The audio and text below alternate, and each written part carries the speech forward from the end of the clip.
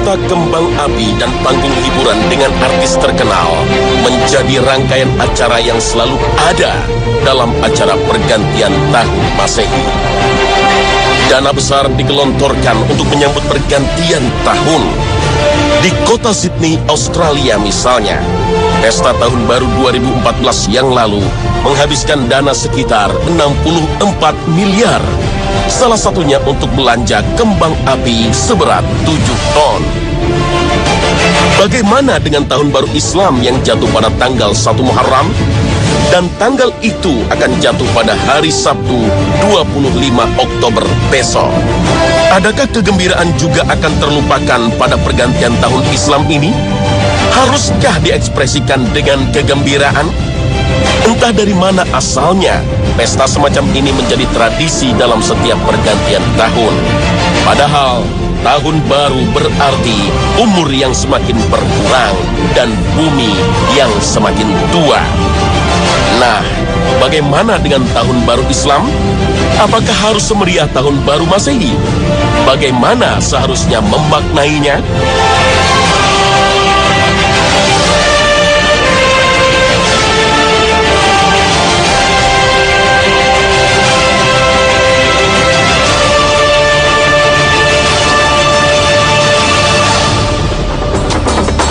Assalamualaikum warahmatullahi wabarakatuh. Selamat pagi pemirsa Khazanah Trans 7. Meski berpenduduk mayoritas, umat Islam Indonesia tidak terlalu akrab dengan kalender Hijriah. Jangankan untuk mengingat tanggal dan bulan, tahunnya saja banyak yang tidak tahu. Nama-nama bulannya banyak yang tidak hafal. Ramadan, Syawal, Muharram, mungkin itu saja nama-nama bulan dalam kalender Islam yang akrab di telinga. Padahal, banyak keutamaan ibadah dalam Islam yang berkaitan dengan tanggal dan hari tertentu, yang semuanya tentu saja mengacu kepada kalender Hijriah. Misalnya, puasa Ramadan, Idul Fitri, Idul Adha, puasa sunnah 13, 14, 15 setiap bulan, puasa Arafah, puasa Asyura, dan pelaksanaan haji. Semua ibadah ini berkaitan dengan waktu yang penetapannya berdasarkan peredaran bulan, sebagaimana firman Allah Ta'ala. Mereka bertanya kepadamu tentang bulan sabit. Katakanlah, bulan sabit itu adalah tanda-tanda waktu bagi manusia dan bagi ibadat haji, dan bukanlah kebajikan memasuki rumah-rumah dari belakangnya. Akan tetapi, kebajikan itu ialah kebajikan orang yang bertakwa. Dan masuklah ke rumah-rumah itu dari pintu-pintunya, dan bertakwalah kepada Allah agar kamu beruntung. Al-Quran, Surah Al-Baqarah ayat 189. Umat Islam menjadi tidak akrab dengan kalender Hijriah karena hampir setiap agenda, kegiatan, kejadian penting selalu ditandai dengan kalender Masehi. Mulai dari hari lahir, hari pernikahan, masuk dan libur resmi, dan hari-hari penting, semuanya menggunakan kalender Masehi. Tidak hanya nasional, agenda-agenda internasional hampir semua menggunakan penanggalan Masehi, karena memang kalender Masehi telah digunakan sebagai standar penanggalan internasional. Jangankan untuk standar internasional, dalam lingkup Indonesia saja, setiap awal Ramadan, Syawal, dan Zulhijjah, kita selalu dihadapkan pada polemik perbedaan penetapan awal bulan yang seringkali berujung pada perbedaan awal puasa, Lebaran Idul Fitri, dan Idul Adha. Meski begitu, bukan berarti 1 Muharram terlupakan begitu saja. Ada saja organisasi dan komunitas muslim yang membuat acara dan event tertentu untuk menyemarakkan pergantian tahun baru Hijriah. Di antaranya acara bazar murah, perlombaan, santunan, dan pengajian. Pemerintah juga menetapkan 1 Muharram sebagai hari libur nasional. Dalam kampanye pemilihan presiden lalu, Presiden Joko Widodo sempat menjanjikan 1 Muharram sebagai hari santri.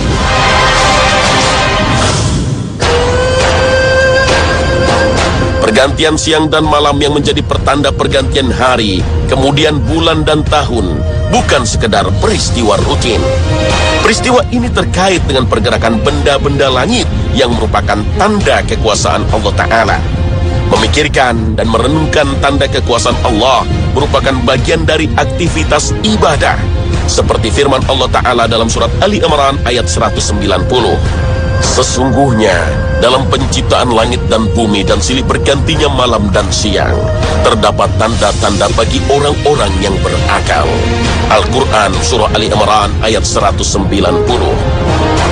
Kemampuan manusia untuk menghitung pergerakan benda langit dan menjadikannya dalam hitungan tahun membuatnya berbeda dengan makhluk lain.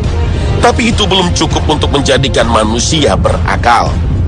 Orang berakal merupakan mereka yang mampu memaknai itu semua sebagai kekuasaan Allah dan kemudian ingat dan berzikir kepada Allah dalam kondisi apapun.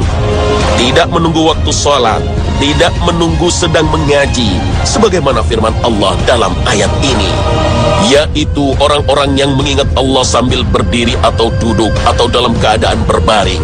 Dan mereka memikirkan tentang penciptaan langit dan bumi seraya berkata, Ya Tuhan kami, tiadalah Engkau menciptakan ini dengan sia-sia. Maha suci Engkau, maka peliharalah kami dari siksa neraka. Al-Quran surah Ali Imran ayat 191. Setiap kita sudah ditentukan jatah waktunya di dunia. Dalam setiap pergantian siang dan malam, setiap pergantian tahun, setiap pesta ulang tahun, sesungguhnya kita sedang merayakan jatah umur kita yang berkurang. Ketika merayakan ulang tahun atau tahun baru dengan pesta pora dan hura-hura, kita seperti orang yang tertipu. Entah apa yang kita rayakan. Yang jelas, sisa umur kita semakin berkurang. Jangankan mereka yang mengisi hidup dengan kesia-siaan, orang-orang saleh pun menyesal di hari kiamat kelak. Menyesal karena merasa kurang maksimal memanfaatkan waktunya untuk menambah tabungan pahala. Seperti yang dikatakan oleh sahabat Nabi SAW, Abdullah bin Mas'ud. Aku tidak pernah menyesali sesuatu yang seperti penyesalanku akan hari di mana matahari terbenam yang menjadi pertanda ajalku berkurang, sementara amalku tidak bertambah.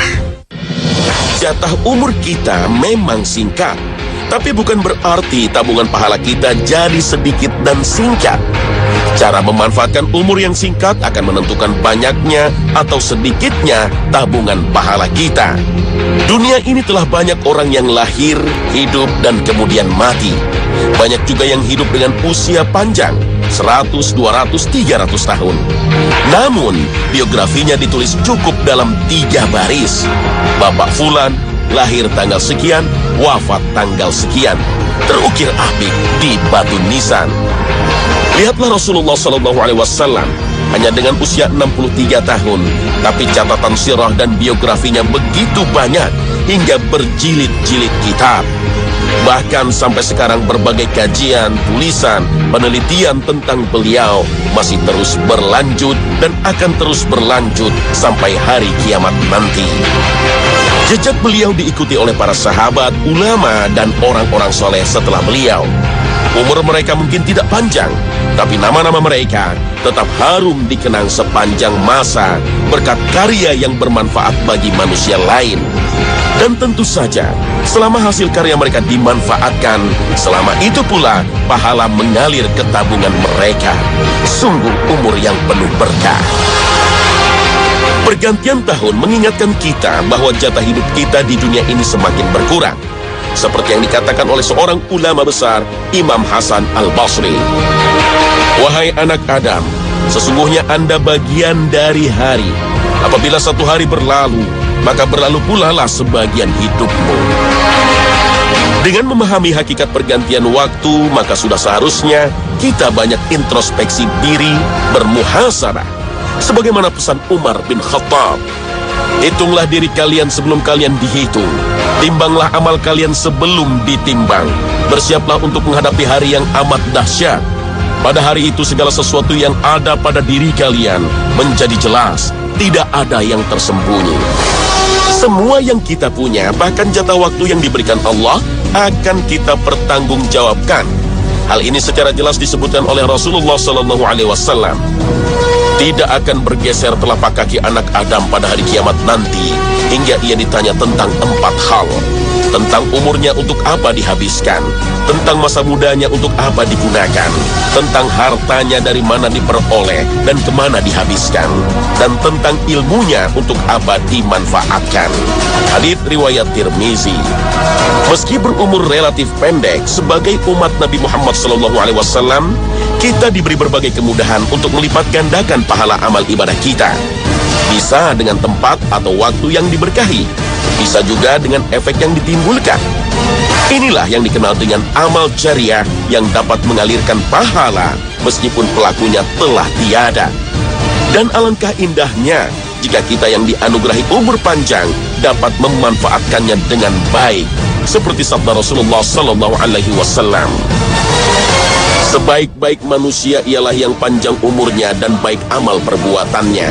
Sedangkan seburuk-buruk manusia adalah yang panjang umurnya tetapi buruk amal perbuatannya. Hadits riwayat Tirmizi. Al-Quran juga menuntun kita agar tidak merugi di telan waktu.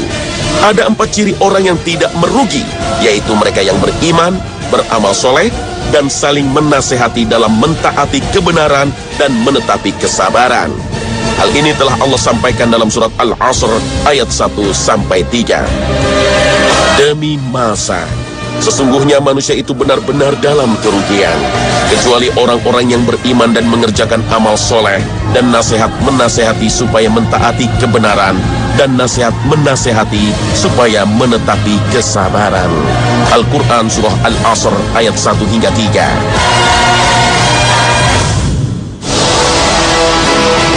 Kalender Hijriah dihitung mulai peristiwa hijrahnya Nabi SAW ke Madinah. Jika saat ini kita ada di tahun 1436 Hijriah, artinya telah berlalu 1436 tahun sejak hijrahnya Rasulullah SAW dari Mekah ke Madinah. Sebelum Islam, bangsa Arab mempergunakan penanggalan berdasarkan peredaran bulan.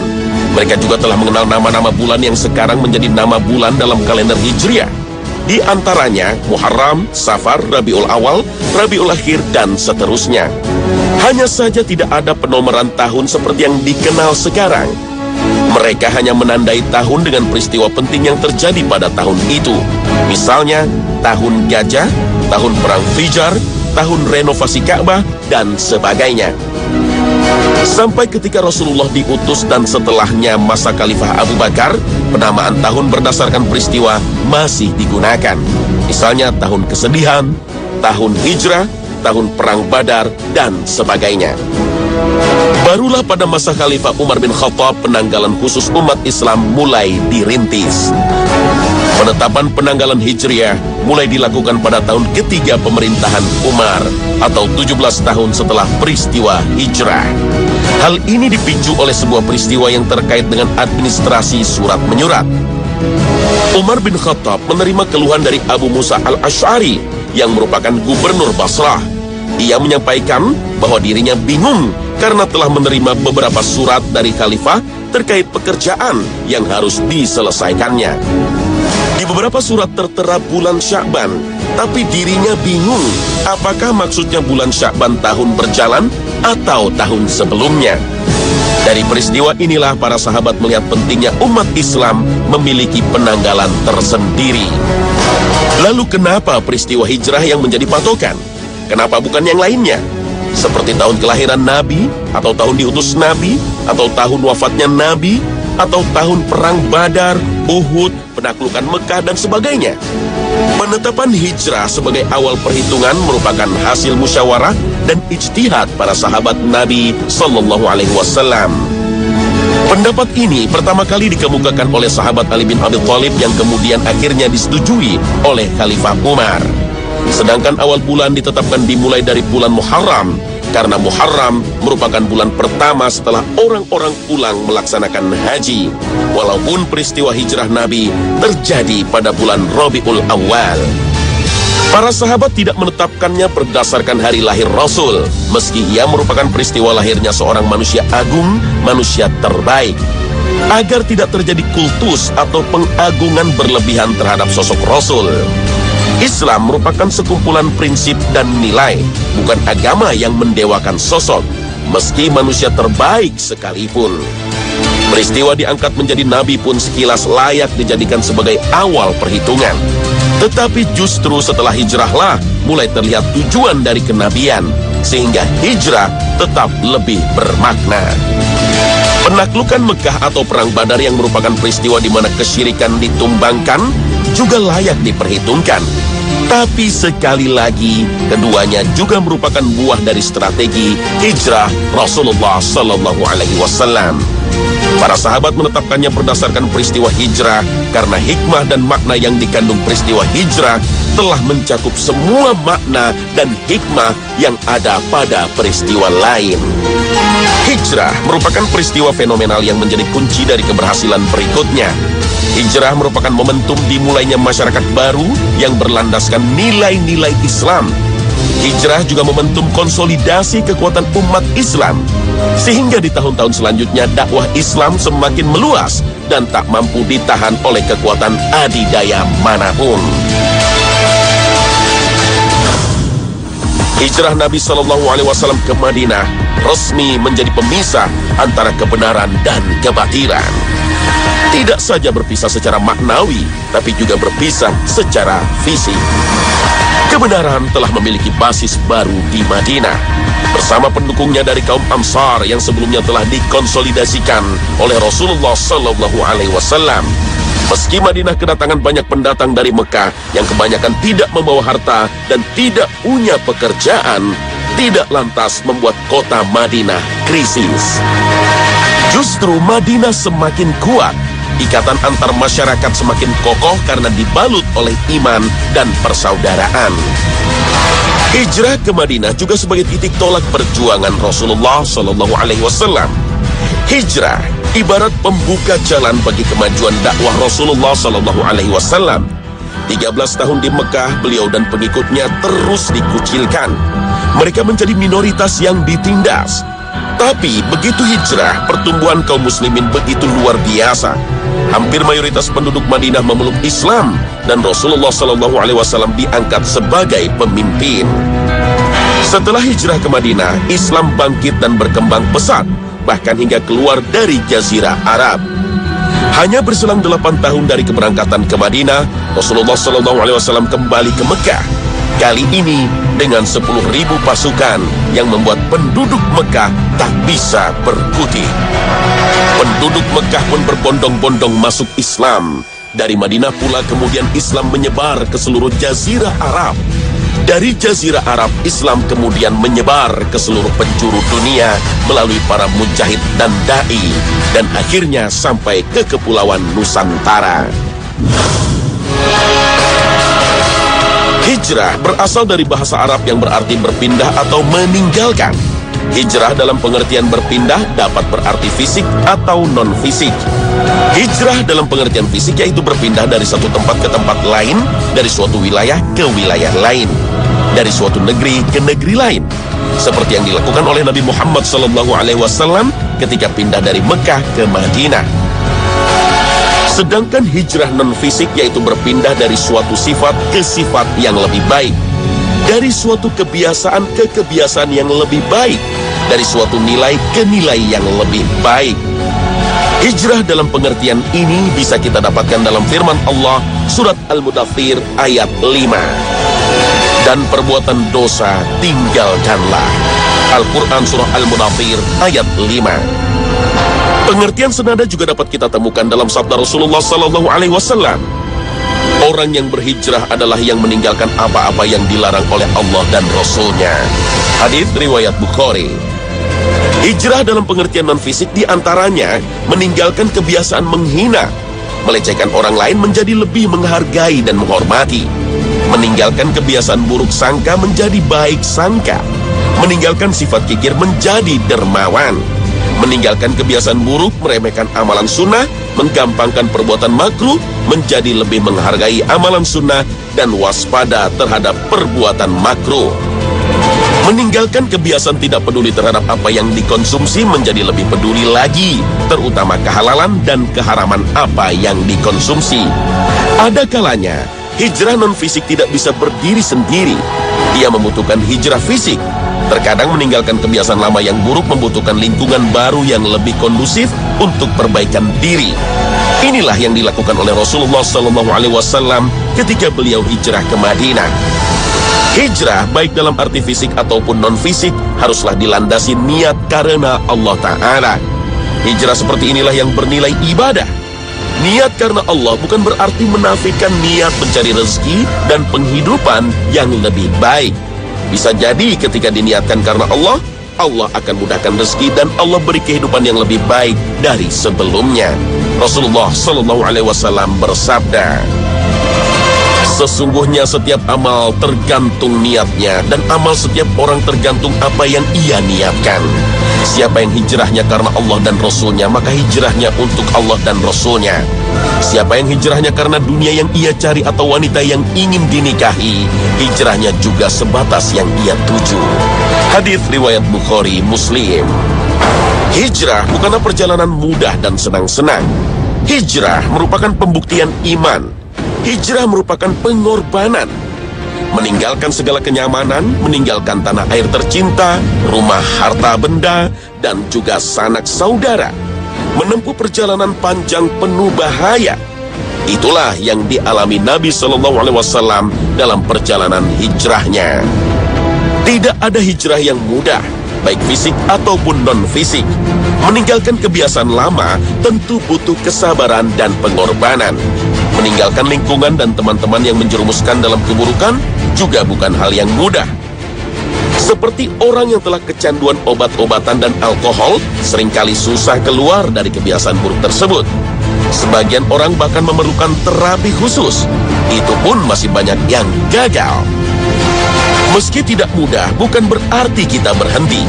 Yakinlah terhadap janji Allah, seperti yang disampaikan Rasulullah dalam hadisnya.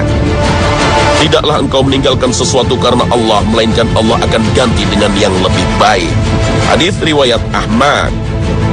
Spirit hijrah ini dapat kita aplikasikan dalam segala lini kehidupan. Pindahlah dari masa lalu yang kurang baik, penuh maksiat, ke hari esok yang penuh dengan ketaatan kepada Allah. Termasuk berhijrah dari kebiasaan buruk dan bertindak zalim kepada kebiasaan baik dan bertindak adil dalam bermasyarakat, berbisnis, dan bernegara. Spirit hijrah harus selalu hadir dalam diri kita, kemudian diaplikasikan dalam berbagai aspek hidup sehari-hari.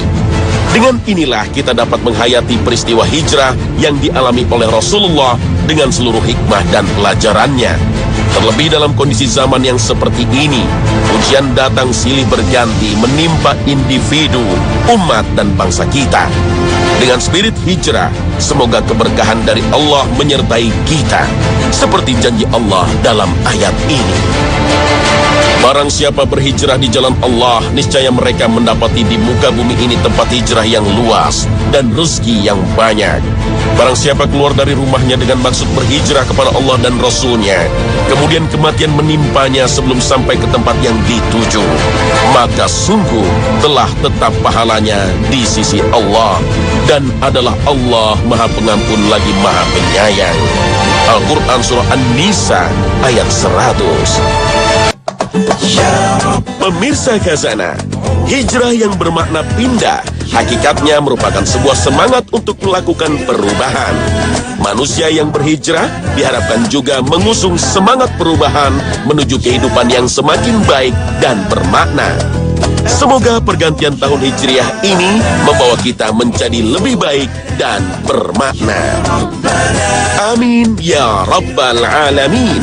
Terima kasih atas perhatian Anda, dan wassalamualaikum warahmatullahi wabarakatuh.